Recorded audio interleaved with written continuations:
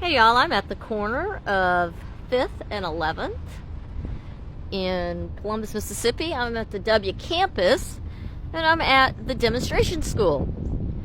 Once upon a time, there were homes all up and down this side of the street as well as on the other side.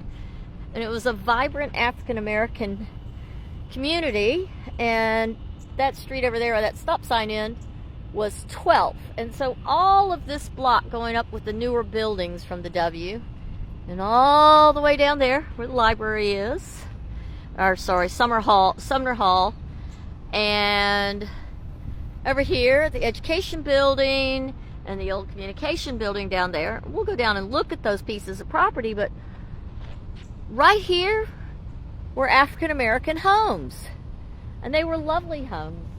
From all indications, many of them were sizable Victorian homes that had been built at the after the Civil War and were part of the nadir of the African American community's growth in Columbus post-Reconstruction.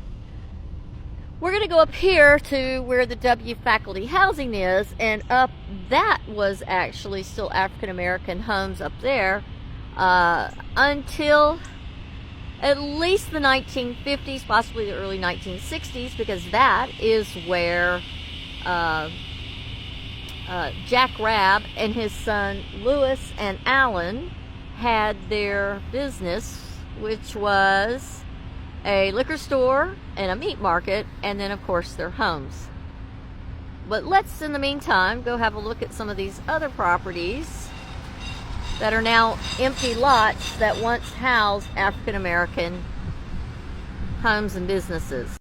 We know that the homes were here because in the 1906 city directory, each house, resident, and house number were listed, and they all sat along these blocks of Columbus that are now, many of them are empty lots, but they're now all part of the MUW campus, including these empty fields over here. And then of course Union Academy would have been just a couple of blocks that way, and then of course where the W has their collegiate tennis courts.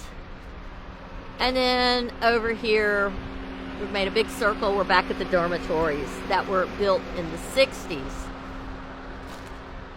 Alright, let's go over, and then of course there's the pool. Let's go over and have a look at where the properties were, where the Rabb family owned significant block of land in Columbus, and where their business was.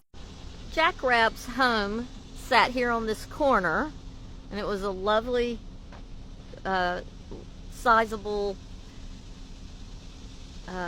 wood frame Victorian home.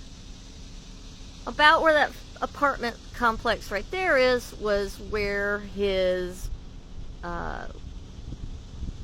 son's home was, and then at the corner was the meat market, and the meat market stood there at least into my early childhood.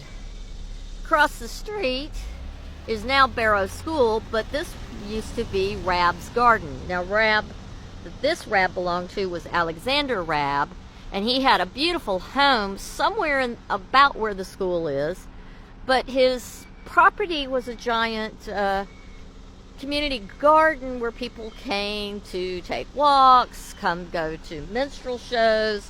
The circus would even use part of this property. So we think Rabb's house sat about a little bit further over and closer to the stop sign, if not across the street where there's an empty lot. I haven't done enough research yet to find exactly what is the address of his home, but we know that Alexander Rabb, who had originally been the slave owner of Jack Rabb, this was his town property, and then he had sizable holdings outside of the community. Now Jack bought his freedom and that of his sisters from Alexander Rabb.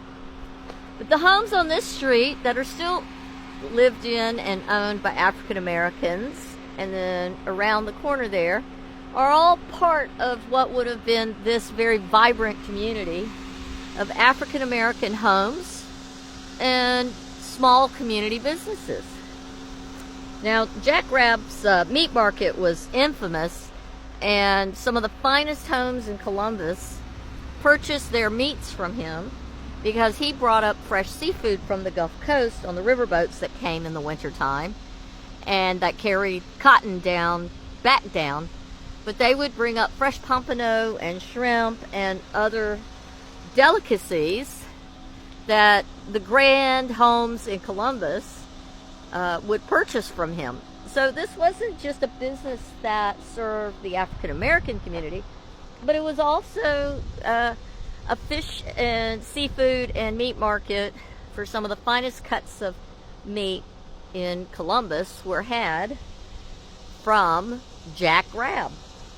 Anyways, thank you for coming with me on my little tour of Columbus, Mississippi, and what once was a vibrant African American community that is now part of Mississippi University for Women when they expanded their campus and built faculty apartments.